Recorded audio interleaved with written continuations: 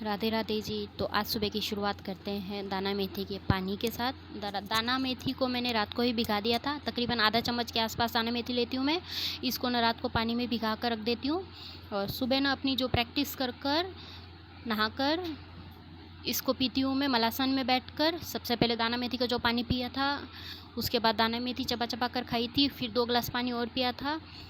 और जब तक मेरी चाय भी उबल गई थी तो अपनी चाय को मैं छानूंगी। एक तरफ रख दिया था तवा, जब तक तवा गर्म होगा तब तक ना मैं अपनी चाय छानूंगी।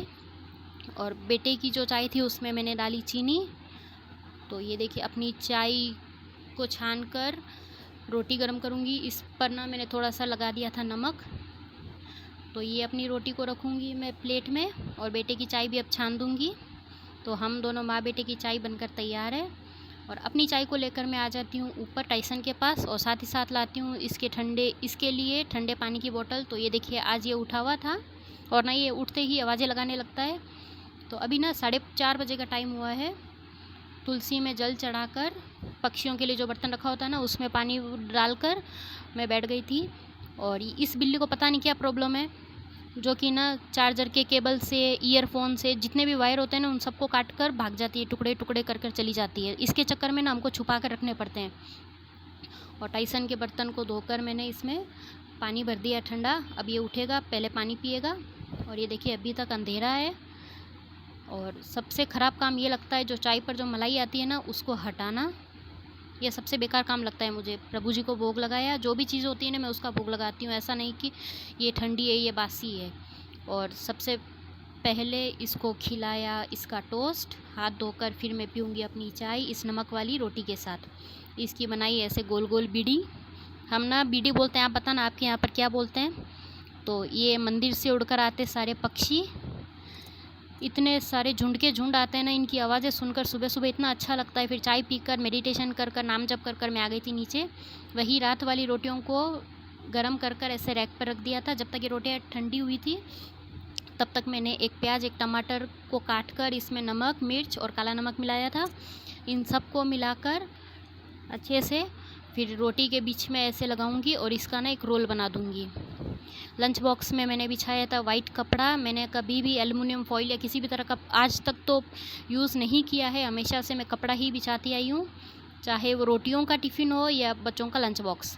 तो ये देखिए इस तरह से इसमें रख कर हम ऐसे टाइट फोल्ड कर देंगे ताकि ये रोल भी नहीं खुलेगा। और जो इसमें थोड़ा बहुत बच्चा कुछ एक्स्ट्रा ऑयल होगा ना तो वो कपड़ा ऑब्जर्व कर लेगा।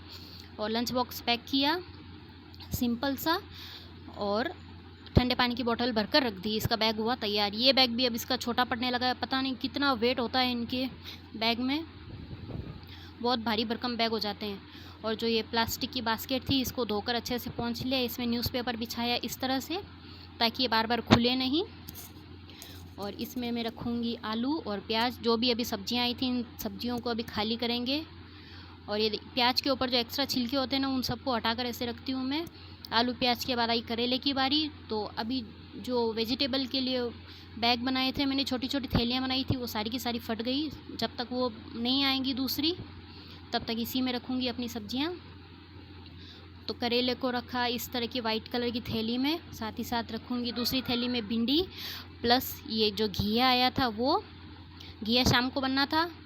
और ये पुदीना भी आया था, तो पुदीना को मैं क्या करूँगी, पुदीना साफ़ करना था इसलिए मैंने ना इसको न्यूज़पेपर में रखा। मेरी ज़िंदगी भी अभी संडे संडे की ऐसी हो रही है जैसे उस चैनल पर आती है ना अमिताभ बच्चन की मूवी जिसमें उनको जहरीली खीर खिलाई जाती है। आप कमेंट में बताना कौन सी मूवी है वो, और चैनल का नाम भी बताना। तो ये पिछले संडे को ना आई थी हरी मिर्च, जो कि अभी तक ऐसी की वैसी पड़ी है। अब इनका भी कुछ करेंगे। और जो पॉलीथीन में आपने हरी मिर्च देखी थी इनको मैं धोकर बीच में से इनके बीज हटाकर इनको सुखा दूँगी धूप में। और ये जो थोड़ी थोड़ी कटोरियों में ना दही पड़े होते हैं ना, कभी थोड़ा सा दूध बच जाता है तो उनको कटोरी में जमा देती हूँ और फिर इकट्ठा करती रहती हूँ ताकि ना इनसे मैं बालों के लिए, यातिका के बालों के लिए, अपने बालों के लिए कोई पैक बना सकूँ। और इस सब्ज़ी को पहले धोकर छील लिया, इसके बाद इसमें जो बीज है उनको हटा दूँगी, सारे बीज हटा लेंगे। कोई कोई ना बीज भी डालते हैं थोड़े थोड़े, पर मैं तो बिल्कुल भी बीज नहीं डालती हूँ।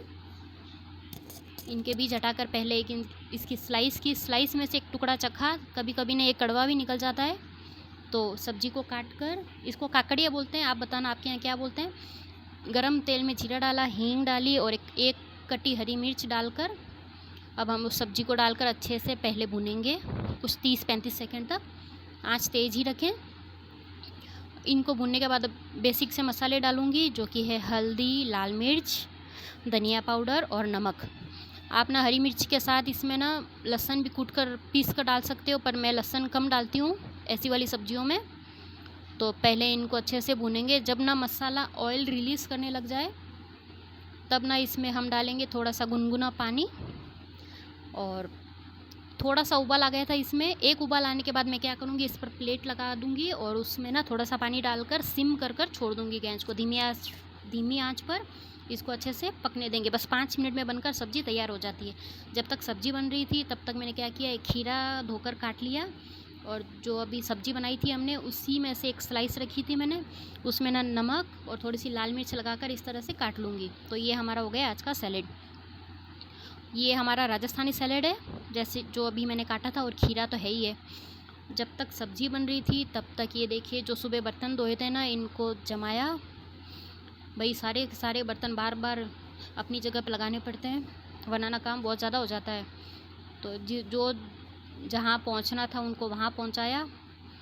और एक थाली रखी थी बाहर जिसमें अभी हम तीनों खाना खाएंगे।